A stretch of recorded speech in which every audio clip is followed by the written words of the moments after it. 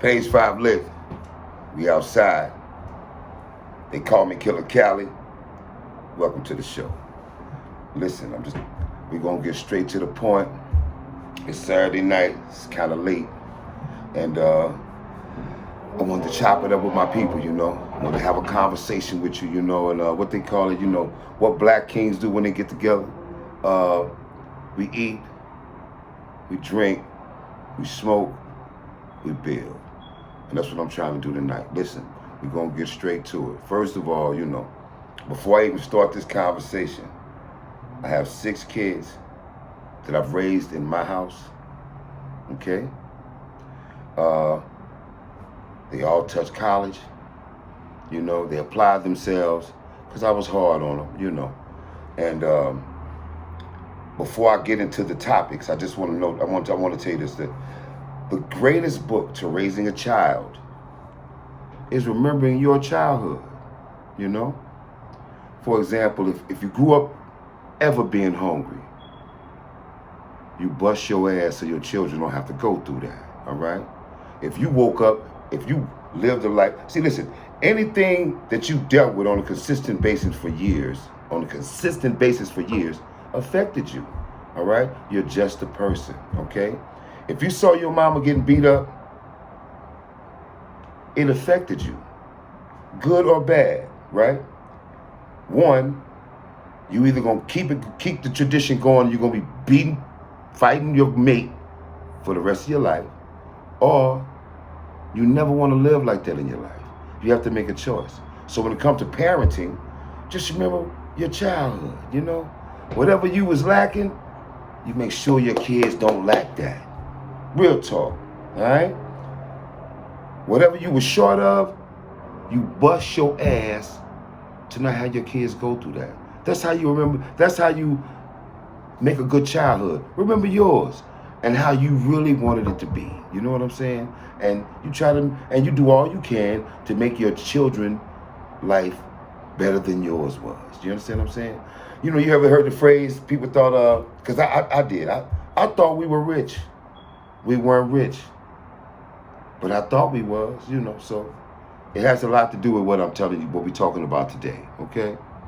Now, I gathered up my children and I raised them in my house. I made a promise to God, and I bust my ass to keep that, I went to work, no days off, all right? Even when I was off, I wasn't off, Things had to get taken care of, And I couldn't sit around and wait on a white man to give me a check, I couldn't sit around and wait on him to give me permission to say, hey, we're going to allow you to sweep the floors, take out the garbage, and then we'll grant you a check. Sometimes it take a while, and the kids got to eat today. Sometimes you can't sit around and wait on somebody to say, hey, listen, we'll get back with you. And then just to tell you, oh, we decided to go in another direction. Nobody needs that. Nobody has time for that all the time, okay? So today, in short, it's called No Do-Overs, right? It's a one-shot deal regarding your children. It's a one-shot deal. There are no do-overs, period, okay? And the reason what spawned this is because 70% of men die alone. You feel me? 70% of men die alone. That's kind of crazy. Then you reflect on it, you politic with it in your mind for a minute, and the rule stands. Fair exchange is not a robbery. A fair exchange is not a robbery. If you weren't there when I needed you, I'm not going to be there when you need me. This is why 70% of men die alone. All right? It's a very sad thing. Okay? And, the old saying goes, you only get out of a child what you put into that child. And it's very hard to do in these days and times. I mean, the level of competition that we have is competition in learning. You got TV, the internet, ignorant relatives, bad teachers, phones, schools, sometimes chemical imbalance, too much salt, too much sugar. And now we have anxiety, due to the pandemic. So we're in competition with all these things to keep our kids' attention and focus. You know, this is on a daily basis. So we have to fight, to keep their attention so they can learn, grow, and develop and evolve. You know what I mean? This is things that has to happen regardless of what your state of mind is in. Regardless of how many jobs you got or how many hours you work. These things have got to be nurtured by you. Okay? I'm not here to point no fingers at nobody. We're not doing that. All I'm saying is take responsibility for your role in the bullshit. All right? Before I even get started, I'm gonna keep it real with you. My baby mother got mad at me. We weren't seeing eye to eye. Okay? But the one thing I did know was, even though I'm at odds with her, I'm not at odds with my child. So what me and you are going through, you should not reflect on my child. You should not consider my child in that mathematical situation. Me and you don't get along, but the energy we giving each other, we're not supposed to give the child. So it's wrong for you to accelerate that energy by influencing the child due to what me and you going through. It's just not right, Those things come from a lot of different things. We're going to discuss that. I'm here to have a real conversation with y'all for real. I'm going to be honest with you because I'm tired of this. Everybody is so caught up in what they're trying to do. And I had told a person, that we work so hard from day to day. By the time we actually get a little VSOP, happy holidays, in the neighborhood, we work so hard to make ends meet, to tie the loose ends up, to connect the dots. By the time we get through with that, we're too emotionally drained and mentally drained to deal with other complexities of our life because we're tired. We're just people, little ginger ale. We just people. And it's not right people to think, for them to take those things for granted because those things backfire in your face, For example, I want you to please examine your role in relationship situation regarding your child. What that means is, work to try to stop sharing energy when they mad. All that, you heard? The whole thing. Really, really make an effort to not go through any of that, Try not to, what they say, don't feed the monster. You know what I'm saying? They say, don't feed the monster. So when you reciprocate the energy back to the other person, that's what it's doing. It's going back and forth, till it turns into a tornado that only destroys, And we trying to build, not destroy, okay? Now, you got to stop letting the energy of the situation dictate how you move, especially when you're slowing down the process of you bonding and nurturing your child, because that's really the main goal, But the longer that your beefing continues, you're stunning the growth and development of the child. Both of you, okay? Somebody has to be the adult. Somebody has to make the decision and say, you know what, I'm not going to do this with you, okay? Now, sometimes you can go through a grandparent, the in-laws, or the courts, okay? And in that process, it's a long process, I don't really recommend it, but I recommend it for one reason. If your mate is so entangled in trying to ruin what you're trying to do with your child, and you're not making any leeway, go to court. All right? Go to court, follow the court's instructions, do all you can. Win or lose, you can tell your child, I did everything to be in your life, and mean it. If you lose, so be it. But I doubt if you'll lose. You gotta smoke crack right in front of the judge for them to really count you out. You know what I'm saying? They really not trying to count you out. The state don't really want to take care of your child. They will house your child, they'll warehouse your child, but they're not really into the growth, development, and nurturement, so you really don't want to do that. But you want to fight as much as you can, okay? Now, another thing is, you don't want to deny your child all the love that's available to them. When you go at it with the other parent, you're clogging up all the love that the other side of the family has for this particular child.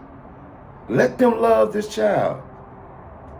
I ain't never heard too much love killed somebody. You heard? because that wasn't love. That was a sickness. But when the more you love kids, the better the child is.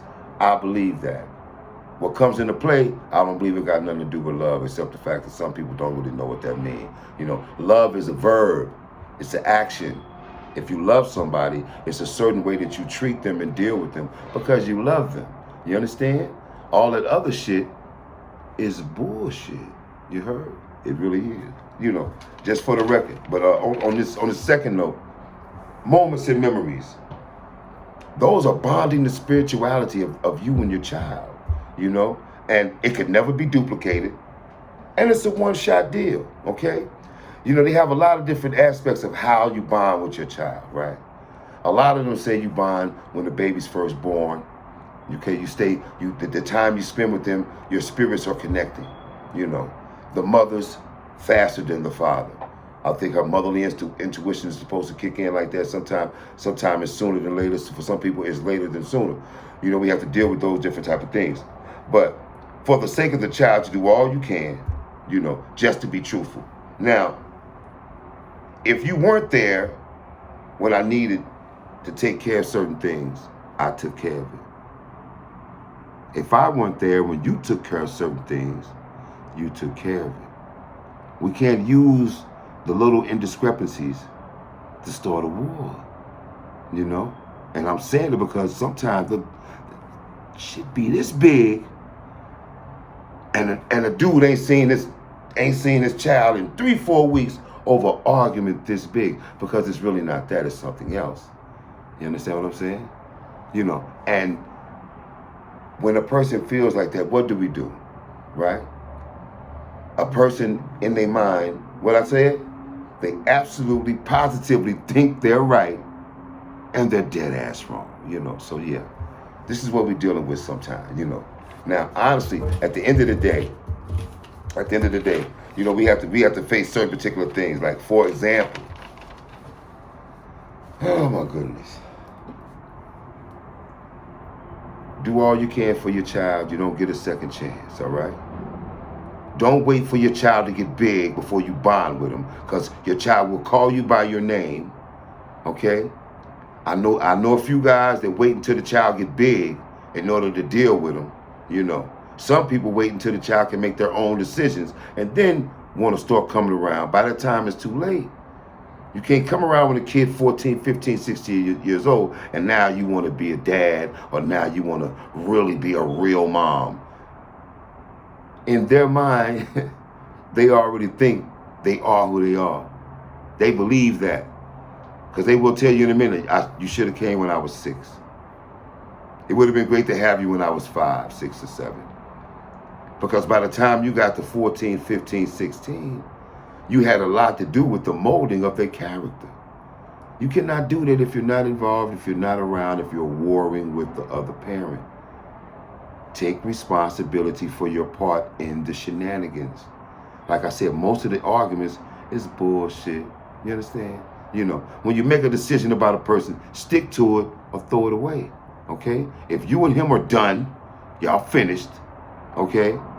If you trusted him with your baby the time you were with him, you should be able to trust him now that y'all not together. You know, it's easier said than actually done, but it has to happen. But ultimately, these conversations have to be had because you're affecting the freaking child. Okay? You're doing the child a terrible injustice. You know, you're stopping the child from getting the love it needs in order to grow. You know, I want to tell you this. They once had an experiment of 100 babies, right? They had the experiment with this baby. It's a true story. They had the experiment with these 100 babies, and they wanted these babies to be fully controlled, okay?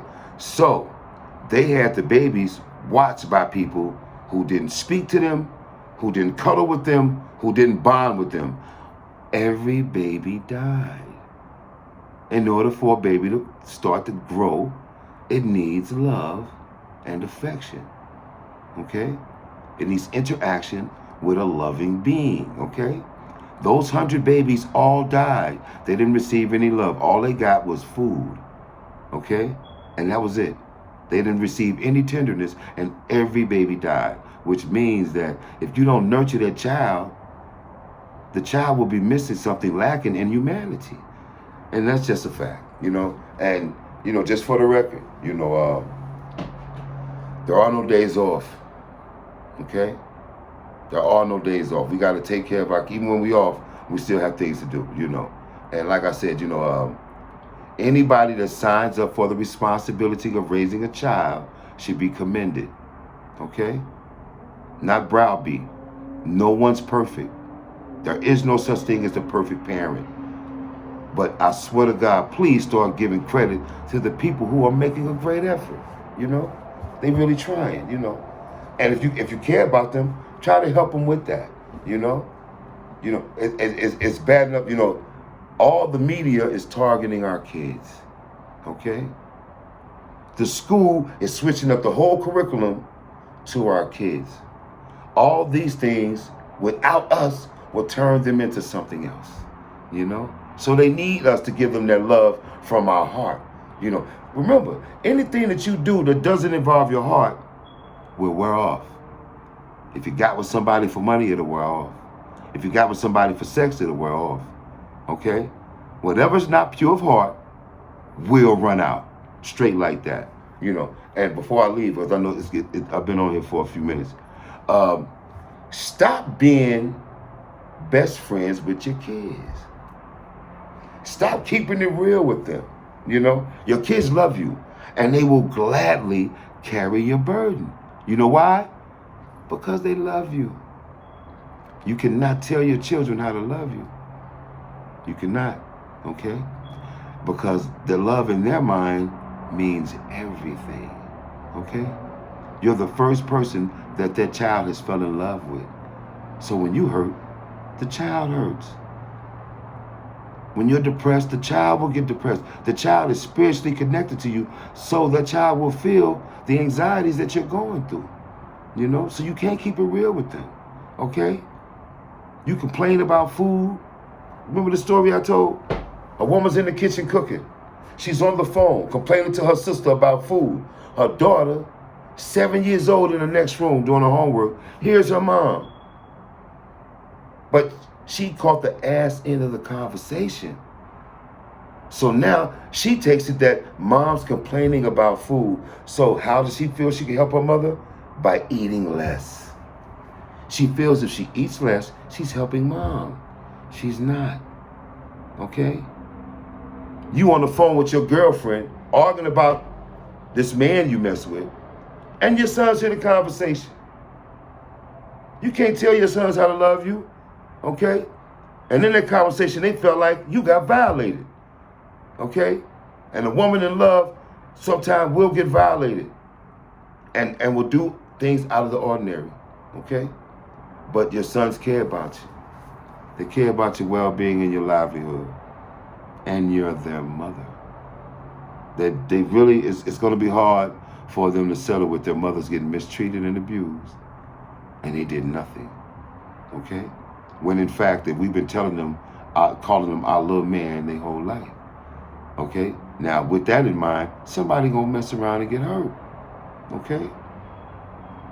Your sons don't need to be a hero to your relationships because you keep picking clowns. Straight up and down. Okay? For real.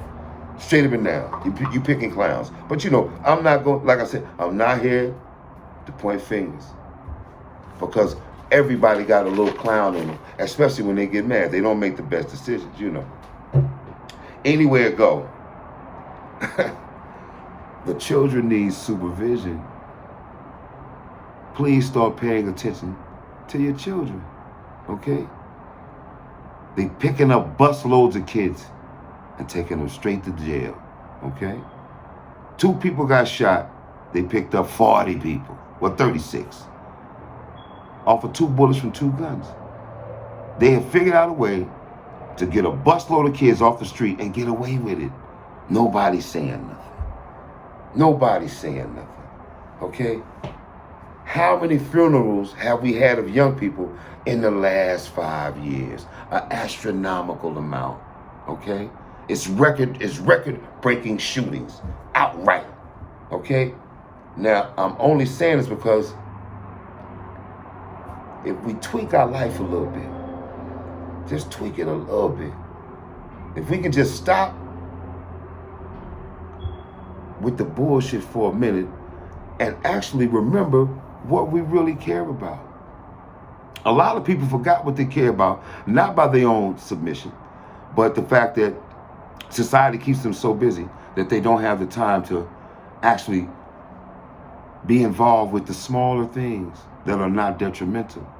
But they can be detrimental if unattended to. You understand? You know, one of the signs is this. What do they say? Some of the warning signs, okay? But before I say that, a teacher at school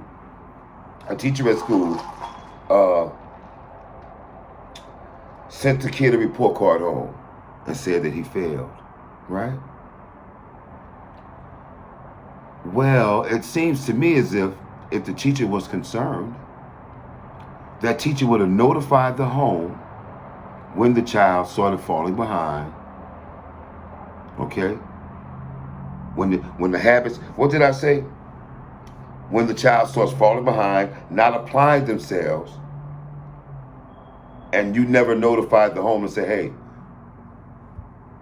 Tina's not doing so well. The last couple of weeks, she has not been turning in her assignments. She did bad on the last 2 tests. We need to turn this thing around. You know, give Tina a chance. She might be distracted by something at home. She might be distracted by some little boy in the street. You understand what I'm saying? Or she might be going through something that's deeper than that, you know? So when we see these different signs in the kids around us, give a fuck, care a little bit, you know? That's all I'm saying. You know, some of those warning signs are, I wrote a couple of them down because, you know, they're really flexible. But one of the warning signs is this. Anything you haven't been paying attention to, expensive gear, routines that don't fit, running in and out the house, unusual company, in and out at odd hours, okay? Secretive, the child is being very secretive, non-social in the house, mood swings, okay? An unbalanced energy. Sometimes that's due to drugs and how it affects them when they're not high, okay? So those are one, negative attitude, okay? Easily frustrated. You know what they say, never let your emotions supersede your intelligence. Never get so mad that you don't think. I watched the kids get so mad that 7 seconds is the rest of their life, but they didn't think. They just responded. I have to say that because I also got in trouble for action without thinking. So I know how that can happen, you know. And even when it does happen, you know, even with the 36 guys that got to sit on the bus, all of them were not gangsters. I know all of them. 6 were gangsters. The other was not. But when they get through with them, all of them will be. They'll be gangsters. They'll be so changed, you know. And a minister or reverend might come out of that group from this lesson learned. But the one thing I do know the jail does, it teaches you how to be a better gangster than you was last time. So you think, okay? Let's not get it twisted. Jail either makes you better or makes you worse. There is no in the middle. There is no in between. If a dude just came home from jail and he think this time he can get it right, leave that right where he's standing at. Walk off and leave him, all right? Every day I was locked up, I looked for a way out. There were not any, okay? Once you're there, okay? And if you've been there, you know there is no help. You can scream, CO, CO. No one's coming, okay? It's hand-to-hand Mortal Kombat up in there, and the CO is not going to come until it's safe for him to come, okay? Yeah, so all the screaming, you're on your own, you know? So, those are some of the signs, you know. No communication on plans. You haven't spoke to him about his future, nothing. You know, you haven't even looked at the clothes this guy's wearing. He got $800 jeans on, $400 shoes. You ain't gave that boy no money, he ain't got no job, all right? You can't say what he's caught up in, but it might work against him in the long run, you know. So those are some of the signs you have to see. And if that's the case, don't wait till the police bring your child home and say, we got him. Now you want to get concerned. Now I'm saying this because, just a thought. Some lives could have been saved if we had just paid closer attention to the ones we love. And maybe, just maybe, we could have changed the lane that they were in. Saved them from themselves, so to speak. Only thing that beats a failure is a try. We as a people have a lot. We as a people have lost a lot. So don't get caught up with the bullshit. I was going to say that you accidentally have ignored your children. I'm going to say this. I'm a believe in my heart that it wasn't on purpose. Okay? But you accidentally have been you have been accidentally ignoring what you say is the most meaningful thing to you, which is your child. Pay closer attention. Find out what their mental state is. Whatever you're mad about, forgive them. Okay? Try to catch them before they run into a brick wall of life. All right? Roadblocks, dark sunken places. Okay? The adversity is limitless when it comes to a black man or a brown man in the hood. It's going to happen. But you must make him strong enough to get himself up, brush himself off, and get back to it. So reach out to your children and remind yourself they mean everything to you. Not your job, not the bills, your children. It's Killer Cali. Page 5 lit. We outside. Have a good one.